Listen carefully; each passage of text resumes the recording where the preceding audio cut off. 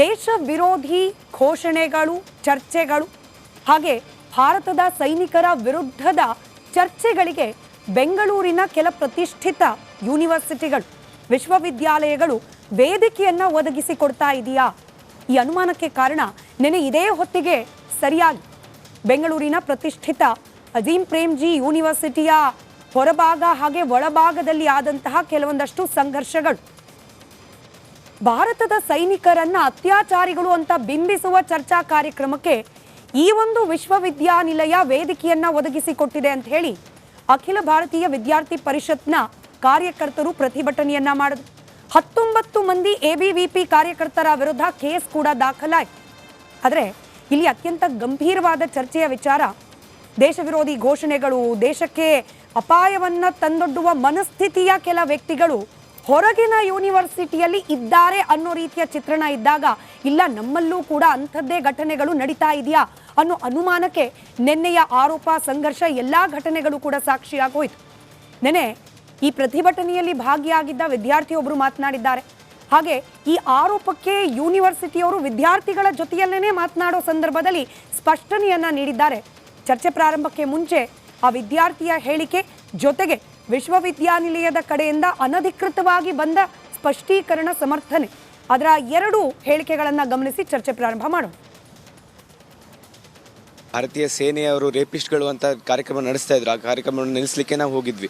ಆದರೆ ಒಳಗಡೆ ಹೋದ ತಕ್ಷಣ ನಮ್ಮನ್ನು ಅಲ್ಲಿ ವಾಚ್ಮೆನ್ಗಳು ತಡಲಿಕ್ಕೆ ಪ್ರಯತ್ನ ಪಟ್ಟರು, ಹಾಗೂ ಪೊಲೀಸ್ ಇಲಾಖೆಯವರು ಅಲ್ಲಿ ನಮ್ಮ ಕಣ್ಮುಂದೆನೇ ಅವರೆಲ್ಲ ವಿದ್ಯಾರ್ಥಿಗಳು ದೇಶ ವಿರೋಧಿ ಘೋಷಣೆಗಳನ್ನ ಕೂಗೋದು, ಯಾವುದೋ ಒಂದು ಪ್ರತ್ಯೇಕ ಸಮುದಾಯದ ವಿರುದ್ಧ ಘೋಷಣೆಗಳನ್ನ ಕೂಗೋದು, ಬ್ರಾಹ್ಮಣವಾದದಿಂದ ನಮಗೆ ಸ್ವತಂತ್ರ ಬೇಕು, ಈ ರೀತಿ ಎಲ್ಲ ಘೋಷಣೆಗಳನ್ನ ಕೂಗ್ತಾ ಇದ್ದಿದ್ದು ಅವ್ರು ಕಂಡು ಬಂದರೂ ಕೂಡ ನಮ್ಮನ್ನು ಅರೆಸ್ಟ್ ಮಾಡ್ಕೊಂಡು ಹೋದರು. ನಮ್ಮನ್ನು ಅರೆಸ್ಟ್ ಮಾಡಿಕೊಂಡು ಮೊದಲೇದಾಗಿ ಎಲ್ಲಿ ಕರ್ಕೊಂಡು ಹೋಗ್ತಾ ಇದ್ದೀವಿ ಅಂತ ಎಲ್ಲ ಕರೆಕ್ಟಾಗಿ ಹೇಳಲಿಲ್ಲ. ಅದ್ರ ಜೊತೆಗೆ ನಮ್ಮ ಕಾರ್ಯಕರ್ತರಿಗೂ ಸ್ವಲ್ಪ ತೊಂದರೆ ಆಯಿತು ನಡುವೆ ಹೋಗಬೇಕಾದ್ರೂ ಎಲ್ಲ. ರಾತ್ರಿ 3 ಗಂಟೆವರೆಗೂ ನಮಗೆ ಇನ್ನು ಪೊಲೀಸ್ ಸ್ಟೇಷನಲ್ಲಿ ಇಟ್ಟಿದ್ರು. ಇದೆಲ್ಲ ನಡೀತಾ ಇರಬೇಕಾದ್ರೆ, ನಮ್ಮನ್ನೆಲ್ಲ ಆ ಕಡೆ ಈ ಕಡೆ ಪೊಲೀಸ್ ಸ್ಟೇಷನಿಂದ ಓಡಾಡಿಸ್ತಾ ಇರಬೇಕಾದ್ರೆ, ಅಲ್ಲಿ ಯಾವ ವಿದ್ಯಾರ್ಥಿಗಳು ಅಂದರೆ ಯಾರು ಮೆಂಬರ್ಸ್ ಆರ್ಗನೈಸೇಷನ್ದು ಅವರು ಒಳಗಡೆ ಆರಾಮಾಗಿದ್ದರು. ಅವ್ರು ಹಾಯಾಗಿ ನಿದ್ದೆ ಮಾಡ್ತಾ ಇರಬೇಕಾದ್ರೆ ನಾವು ಯಾರು ಭಾರತದ ಏಕತೆಯನ್ನು ಉಳಿಸ್ಲಿಕ್ಕೆ ಪ್ರಯತ್ನ ಪಟ್ಟಿರುವಂಥ ವಿದ್ಯಾರ್ಥಿಗಳನ್ನ ಅವ್ರು ಅರೆಸ್ಟ್ ಮಾಡಿಕೊಂಡು 3, 4, 5 ಗಂಟೆವರೆಗೂ ಪೊಲೀಸ್ ಸ್ಟೇಷನ್ನು, ಕೋರ್ಟು. ಯೂನಿವರ್ಸಿಟಿ ಕಡೆಯಿಂದ ಯಾವುದು ಆಂಟಿ ನ್ಯಾಷನಲ್ ಆಕ್ಟಿವಿಟೀಸ್ ನಡೆಯೋದು ನಾವು ಸಪೋರ್ಟ್ ಮಾಡೋದಿಲ್ಲ, ನಾವು ಮಾಡೋದಿಲ್ಲ. ಸರ್, ಈಗ ಓಕೆ, ನಿಮ್ಮ ಪ್ರಿಮಿಸಸ್ ಒಳಗಡೆ ಯಾವುದೇ ಪರ್ಮಿಷನ್ ಇಲ್ಲದೆ ಏನ್ ಬೇಕಾದ್ರೂ ಮಾಡ್ಕೊಳ್ಬೋದಾ? ಪರ್ಮಿಷನ್ ಇಲ್ಲದೆ ನಾವು ಮಾಡೋದು ಬಿಡೋಲ್ಲ. ಮತ್ತೆ ಪ್ರೋಗ್ರಾಮ್ಗಳು 2-3 ವರ್ಷದಿಂದ ನಡೀತಾ ಇದೆ ಕ್ಯಾಂಪಸ್ ಅಲ್ಲಿ. ನಾನು ಪ್ರೂಫ್ ಕೊಡ್ತೇನೆ ಸರ್, 60 ಪೇಜ್ ಪ್ರೂಫ್ ಕೊಡ್ತೇನೆ. ಏನೆಲ್ಲ ನಡೆದಿದೆ you also know you don't require proof because you are indirectly involved in such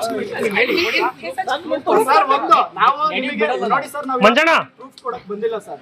campus ಒಳಗಡೆ ನಡೀತಿರುವಂತದ್ದು ಏನಿದೆ ಸರ್, ಇವತ್ತು ಈ ಜಮ್ಮು ಮತ್ತು ಕಾಶ್ಮೀರವನ್ನ ಇಡೀ ದೇಶ ಒಪ್ಕೊಂಡಿರ್ಬೇಕಾದ್ರೆ ನೀವು ಹೇಳಲ್ಲ ಸರ್, ನಿಮ್ ಕ್ಯಾಂಪಸ್ ನ ವಿದ್ಯಾರ್ಥಿಗಳು ಹೇಳ್ತಾ ಇದಾರಲ್ಲ, ನಾವು ಬಿಡಲ್ಲ. ಏನ್ ಆಕ್ಷನ್ ನೀವು ಬಿಟ್ಟಿಲ್ಲ ಅಂದ್ರೆ ಏನೋ ಬಿಟ್ಟು ಹೇಳಿ ಸರ್. 2 ವರ್ಷದಿಂದ ಆಗ್ತಾ ಇದೆ, ನಿಮ್ಗೆ ಗೊತ್ತಿಲ್ಲ.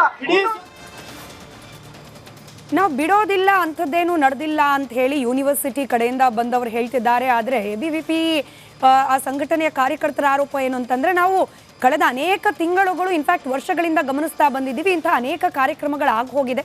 ಸ್ಪಾರ್ಕ್ ಅಂತ ಹೇಳಿ ಅಲ್ಲೊಂದು ಸ್ಟೂಡೆಂಟ್ಸ್ ಮ್ಯಾಗಝಿನ್ ಇದೆ, ಅದೇ ಒಂದು ಆರ್ಗನೈಸೇಷನ್. ಅವರು ಹಮ್ಮಿಕೊಳ್ಳುವ ಕಾರ್ಯಕ್ರಮಗಳಲ್ಲಿ ಬಹುತೇಕ ದೇಶ ಹಾಗೆ ಸೈನಿಕರ ವಿರುದ್ಧದ ಚರ್ಚೆಗಳಿಗೇನೆ ವೇದಿಕೆ ಆಗ್ತಿದೆ ಅಂತ ಹೇಳಿ ಚರ್ಚೆ ಮಾಡೋಣ. ಚರ್ಚೆಯಲ್ಲಿ ಸದ್ಯಕ್ಕೆ ಬಿಜೆಪಿ ವಕ್ತಾರರಾದ ಉತ್ಕರ್ಷ್ ಅವರಿದ್ದಾರೆ, ಹಿರಿಯ ಪತ್ರಕರ್ತರು, ರಾಜಕೀಯ ವಿಶ್ಲೇಷಕರಾದ ಬಸವರಾಜ್ ಇಟ್ನಾಳ್ ಸರ್ ಇದ್ದಾರೆ, ಚಿಂತಕರಾದ ಶಶಿಕಾಂತ್ ಹೆಡ್ಡಳ್ಳಿ ಅವರಿದ್ದಾರೆ. ಕೆಲವೇ ಹೊತ್ತಿನಲ್ಲಿ ABVP ಸಂಘಟನೆಯ ಕಡೆಯಿಂದ ಬೆಂಗಳೂರು ಘಟಕದ ಕಾರ್ಯದರ್ಶಿ ಅಭಿನಂದನ್ ಜಾಯಿನ್ ಆಗೋ ನಿರೀಕ್ಷೆ ಇದೆ. ಹಾಗೆ SDPI ರಾಜ್ಯ ಕಾರ್ಯದರ್ಶಿ ರಿಯಾಜ್ ಕಡುಂಬು ಅವರು ಕೂಡ ಜಾಯಿನ್ ಆಗೋ ನಿರೀಕ್ಷೆ ಇದೆ. ಇಟ್ನಾಳ್ ಸರ್, ತಮ್ಮಿಂದಲೇ ಚರ್ಚೆಯನ್ನು ಪ್ರಾರಂಭ ಮಾಡ್ತಾ ಇದ್ದೀನಿ. ಅಂದರೆ freedom of speech and expression, walk ಸ್ವಾತಂತ್ರ್ಯ, ಅಭಿವ್ಯಕ್ತಿ ಸ್ವಾತಂತ್ರ್ಯ ಅನ್ನೋದು ಅಬ್ಸಲ್ಯೂಟ್ ಆಗಿ ಇರಲಿಕ್ಕೆ ಸಾಧ್ಯನಾ? ನಾನು ಯಾಕೆ ಹೇಳ್ತಿದ್ದೀನಿ ಅಂದರೆ, ನಿನ್ನೆ ಅಲ್ಲಿ ನಡೆಯುತ್ತೆ ಅಂತ ಹೇಳಲಾದ ಕಾರ್ಯಕ್ರಮದಲ್ಲಿ ಇಂಡಿಯನ್ ಸ್ಟೇಟು ಕಾಶ್ಮೀರಿಗಳ, ಅಂದರೆ ಭಾರತದ ಸರ್ಕಾರ ಕಾಶ್ಮೀರಿಗಳ, ಅದರಲ್ಲೂ ಮಹಿಳೆಯರ ಮೇಲೆ ಪ್ರಾಯೋಜಿತ ಮಾಡಿತ್ತು ಯಾವುದನ್ನ, ಅತ್ಯಾಚಾರವನ್ನ ಅನ್ನೋ ಒಂದು ಟಾಪಿಕ್ ಮೇಲೆ ನಿನ್ನೆ ಚರ್ಚೆ ಆಗಬೇಕಾಗಿತ್ತು. ಚರ್ಚೆ ಎಲ್ಲ ವಿಚಾರದಲ್ಲೂ ಆಗಲಿ, ಮುಕ್ತವಾದ ಅವಕಾಶ ಇದೆ. ಆದರೆ ಭಾರತದ ಸೈನಿಕರನ್ನ ಭಾರತೀಯ ಸರ್ಕಾರ ಸ್ಪಾನ್ಸರ್ ಮಾಡಿ ಅತ್ಯಾಚಾರ ಮಾಡಿಸ್ತು ಅನ್ನೋ ರೀತಿಯ ಚರ್ಚೆಗಳಿಗೂ ಕೂಡ ಈ ವಾಕ್ ಸ್ವಾತಂತ್ರ್ಯ, ಅಭಿವ್ಯಕ್ತಿ ಸ್ವಾತಂತ್ರ್ಯ ಅನ್ನೋದಲ್ಲಿ ಅವಕಾಶ ಇದೆಯಾ ಇಲ್ವಾ? ಪ್ಲೇನ್ ಕ್ವಶನ್, ಇದೆಯಾ ಇಲ್ವಾ? ಈ ವಾಕ್ ಸ್ವಾತಂತ್ರ್ಯದ ಬಗ್ಗೆ ಮಾತಾಡಬೇಕಾದ್ರೆ whether it is absolute or it is conditional, if conditions apply, what are the conditions? ಇದೆಲ್ಲ ತೀರ್ಪನ್ನು, ಇದೆಲ್ಲ ಪರಿಧಿಯನ್ನು, ಇದೆಲ್ಲ ಮಿತಿಗಳನ್ನು ಸ್ಪಷ್ಟೀಕರಣ ಕೊಡೋದು ಈ ದೇಶದ ಸಂವಿಧಾನ ಮತ್ತು ಈ ದೇಶದ ನ್ಯಾಯಾಂಗ ವ್ಯವಸ್ಥೆ.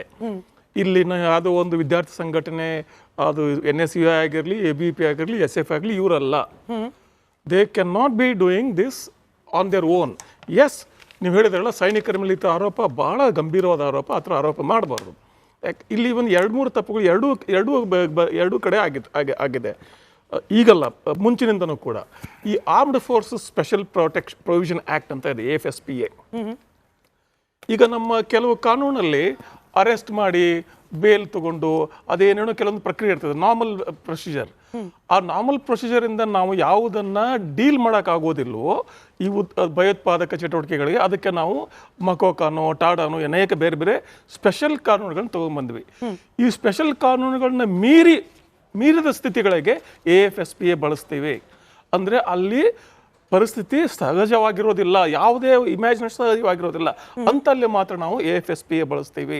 ಅಲ್ಲಿ ಗಡಿಯ ವಿಚಾರದಲ್ಲಿ, ಈ ಥರದ ಇನ್ಫಿಲ್ಟ್ರೇಷನ್ ವಿಚಾರದಲ್ಲಿ, ಕೆಲವೊಂದು ಸರ್ತಿ ಒಳಗಿನವರೇ ಹೊರಗಿನವರ ಜೊತೆ ಶಾಮೀಲಾದ ವಿಚಾರಗಳಲ್ಲಿ ಅನೇಕ ಗುಮಾನಿಗಳು. ಅದಕ್ಕೋಸ್ಕರನೇ ನಾನು ಅಲ್ಲಿ AFSPA ಹಾಕಿರ್ತೇವೆ. AFSPA ಹಾಕಿದ ತಕ್ಷಣ ನನ್ನ ದೇಶದ ಸೈನಿಕರು ರೇಪಿಸ್ಟ್ ಆಗಿಬಿಡ್ತಾರೆ, ಅದೆಲ್ಲ that's very very extreme narrative. ಈಗ ಇಂಟ್ರಾಗೇಷನ್ ಟೈಮಲ್ಲಿ, ಯಾವುದೇ ಒಂದು ತನಿಖೆಯ ಟೈಮಲ್ಲಿ, ತನಿಖೆಯ as a part of investigation process, as a part of control of terror, many things happen. ಈಗ ನಾವು ವೀರಪ್ಪನ ಆಪರೇಷನ್ ಅನೇಕ ಹ್ಯೂಮನ್ ರೈಟ್ಸ್ ವೈಲೇಷನ್ ಆರೋಪ ಬಂತು. But what is objective? ಉದ್ದೇಶ ಏನು? AFSPA ಉದ್ದೇಶ ಏನು? ದೇಶದ ಗಡಿಯ ಸಮಗ್ರತೆಯನ್ನು ಕಾಪಾಡಿಕೊಳ್ಳೋದು. ಟಾಡಾ ಉದ್ದೇಶ ಏನು? ದೇಶದಲ್ಲಿ ಭಯೋತ್ಪಾದನೆ ಆಗದಂಗೆ ನೋಡ್ಕೊಳ್ಳೋದು. ಅದಕ್ಕೆ ಸೀಮಿತವಾಗಿ ನಾವು ಅದನ್ನು ನೋಡಬೇಕು ವಿನ ಅದರ ಆಚೆ ಈ ದೇಶ ಸೈನಿಕರು ಹಾಗೆ ಸರ್ಕಾರ ಸ್ಪಾನ್ಸರ್ ಮಾಡ್ತು, ಇವೆಲ್ಲ ವಾದಗಳು ತಪ್ಪು. ಆದರೆ ಆ ತಪ್ಪು ವಾದವನ್ನು ಮಾಡೋದಕ್ಕೆ ಅಕಾಡೆಮಿಕ್ ಇನ್ಸ್ಟಿಟ್ಯೂಷನಲ್ಲಿ ಸ್ವಾತಂತ್ರ್ಯ ಇರಬೇಕು. ಯಾಕೆ ವಾದ ಮಾಡಿದಾಗ ತಾನೇ ಸ್ಪಷ್ಟೀಕರಣ ಮತ್ತೊಬ್ಬರು ಎದುರಾಳಿ ಕೊಡೋದು. ನೀವು ಒಂದು ಅಕಾಡೆಮಿಕ್ ಜಾಗಗಳಲ್ಲಿ, ಒಂದು ಶೈಕ್ಷಣಿಕ ವ್ಯವಸ್ಥೆ ಜಾಗದಲ್ಲಿ ನೀವು ಚರ್ಚೆನೆ ಮಾಡಬೇಡಿ ಅಂದ್ರೆ ಹೆಂಗೆ? ಅದು ಸಂಸತ್ತಿನಲ್ಲಿ ಇಲ್ಲಿ ಹೀನಾಮಾನ ಬೈದ್ರೊಬ್ರು. ಕ್ಷಮೆ ಇರಲಿ ಸರ್, ಅಂದ್ರೆ ಡೆಲಿಬ್ರೇಟ್ ಆಗಿ ಕೇವಲ ಒಂದು ವಾದಕ್ಕೆ ಸೀಮಿತವಾದ ಅಥವಾ ಒಂದು ಐಡಿಯಾಲಜಿಗೆ ಸೀಮಿತವಾದ ಯಾರು ಸ್ಪೋಕ್ ಪರ್ಸನ್ಗಳನ್ನೇ ಕರ್ಕೊಂಡ್ ಬರ್ತಾರೆ, ಸ್ಪೀಕರ್ಗಳನ್ನೇ ಕರ್ಕೊಂಡ್ ಬರ್ತಾರೆ, ಅಂಥದ್ದೇ ಕಾರ್ಯಕ್ರಮಗಳಿಗೆ ವೇದಿಕೆಯನ್ನ ಕೊಡ್ಲಾಗ್ತಿದೆ ಅನ್ನೋ ಆರೋಪ ಬಂದಾಗ್ಲೂ ಕೂಡ ಯೂನಿವರ್ಸಿಟಿಗಳಲ್ಲಿ ಚರ್ಚೆ ಆಗಬೇಕು ಅನ್ನೋದನ್ನ ಒಪ್ಕೊಳ್ಬಹುದಾ? ಅಲ್ಲ, ನಾನು ಹೇಳ್ತಾ ಇರೋದು ಯಾವುದೇ ಒಂದೇ ಥರದ ಒಂದೇ ಒಂದು ಪಂಥದ ಚಿಂತನೆಗೆ ಅನುಗುಣವಾಗಿ ಕಾರ್ಯಕ್ರಮ ನಡೀತಾ ಇದ್ದರೆ ಆ ಒಂದು ಅಕಾಡೆಮಿಕ್ ಇನ್ಸ್ಟಿಟ್ಯೂಷನಲ್ಲಿ, ಆ ಒಂದು ಯೂನಿವರ್ಸಿಟಿಲಿ ಇನ್ನೊಂದು ಪರ್ಯಾಯ ಒಂದು ವ್ಯವಸ್ಥೆ ಇರಲೇಬೇಕಾಗ್ತದೆ. ಅಲ್ಲಿ ABP ಮಾತ್ರ ಇರೋಕ್ಕೆ ಸಾಧ್ಯ ಇಲ್ಲ, ಅಲ್ಲಿ NSY ಇರ್ತದೆ, ಅಲ್ಲಿ ಅನೇಕ ವಿದ್ಯಾರ್ಥಿ ಸಂಘಟನೆಗಳು ಇರ್ತವೆ. They also can take it up. ಅವರು ಅವಾಗ ಇವ್ರಿಗೆ ಬೇಡ ಅಂದಾಗ ದಟ್ಸ್ ಅ ಸೀರಿಯಸ್ ಥಿಂಗ್. ಈಗ ನಾಳೆ ನಾವು ಒಂದು NSU ಆಗಲಿ ಅಥವಾ ABP ಆಗಲಿ ಏನೋ ಕಾರ್ಯಕ್ರಮ ಮಾಡಿದಾಗ ಅದಕ್ಕೆ ಬೇಡ ಅಂದ್ರೆ ದಟ್ ಇಸ್ ವೆರಿ ಸೀರಿಯಸ್. ನಾಳೆ ABP ಅಲ್ಲಿ ಕಾರ್ಯಕ್ರಮ ಮಾಡ್ತದೆ, ಇವ್ರನ್ನ ಪ್ರಶ್ನೆ ಮಾಡಿ, ಅದಕ್ಕೆ ವಿಶ್ವವಿದ್ಯಾಲಯ ಬೇಡ ಅಂದಾಗ ದಟ್ ಸೀರಿಯಸ್. ಸರಿ, ನಮ್ಮ ಜೊತೆಯಲ್ಲಿ ABVPಯ ಸಂಘಟನೆ ಕಾರ್ಯದರ್ಶಿ ಮಣಿಕಂಠ ಅವರು ಜಾಯ್ನ್ ಆಗಿದ್ದಾರೆ. ಹಾಗೆ SDPIನ ರಾಜ್ಯ ಕಾರ್ಯದರ್ಶಿ ರಿಯಾಜ್ ಕಡುಂಬು ಅವರು ಕೂಡ ಜಾಯ್ನ್ ಆಗಿದ್ದಾರೆ. ನಮಸ್ಕಾರ, ಇಬ್ಬರಿಗೂ ಕಾರ್ಯಕ್ರಮಕ್ಕೆ ಸ್ವಾಗತ. ಮಣಿಕಂಠ ಅವರೇ, ಎಕ್ಸಾಕ್ಟ್ಲಿ ಏನಾಯ್ತು ಅನ್ನೋದ್ರ ಬಗ್ಗೆ ನಾನು ಮಾಹಿತಿ ನಿಮ್ಮ ಹತ್ರ ಪಡ್ಕೊಳ್ತೀನಿ. ಹಾಗೆ ನೀವು ಕೂಡ ಅಂದ್ರೆ ಸಂಘಟನೆ ಕಡೆಯಿಂದ ಕೂಡ ಕೆಲವೊಂದಷ್ಟು ಕಾನೂನನ್ನು ಕೈಗೆ ತಗೊಳ್ಳೋ ಪ್ರಯತ್ನ ಆಯಿತು ಅನ್ನೋ ಆರೋಪ ಇದೆ, ಕೇಸ್ ಕೂಡ ದಾಖಲಾಗಿದೆ, ಅದ್ರ ಬಗ್ಗೆ ಕೂಡ ಚರ್ಚೆ ಮಾಡಬೇಕು. ಆದರೆ ನಿನ್ನೆ ನಡೆಯಲಿದ್ದ ಕಾರ್ಯಕ್ರಮದ ವಿಚಾರವನ್ನು ನಾವು ಪ್ರಾರಂಭದಲ್ಲಿ ಚರ್ಚೆಗೆ ಒಳಪಡಿಸಿದ್ದೀವಿ. ಹೀಗಾಗಿ ನಾನು ರಿಯಾಜ್ ಅವ್ರ ಹತ್ರ ರಿಯಾಕ್ಷನ್ ತಗೊಳ್ತೀನಿ. ರಿಯಾಜ್ ಅವರೇ, ಕುಣಲ್ ಹಾಗೆ ಪೋಶ್ವಾರದಲ್ಲಿ 1991ರಲ್ಲಿ ಇಂಡಿಯನ್ ಸ್ಟೇಟ್ ಅಂದ್ರೆ ಭಾರತದ ಸರ್ಕಾರ ಸೈನಿಕರ ಕೈಯಲ್ಲಿ ಅತ್ಯಾಚಾರ ಮಾಡಿಸ್ತು. ಈ ತೀರ್ಪನ್ನು ಕೊಟ್ಟಿರೋರು ಯಾರು? ಯಾವ ರೀತಿಯ ತನಿಖೆಗಳಾಗಿ ಆ ತನಿಖೆಯ ಭಾಗವಾಗಿ ಈ ತೀರ್ಮಾನ ಆಚೆ ಬಂದಿದೆ? ಇದೇ ಸರಿ ಅಂತ ಹೇಳಿ ಚರ್ಚೆ ಮಾಡ್ಲಿಕ್ಕೆ ಹೊರಟಿರುವವರಿಗೆ ಸಿಕ್ಕ ಆ ಸೋರ್ಸ್ ಆಫ್ ಇನ್ಫಾರ್ಮೇಶನ್ ಎಲ್ಲಿಂದ?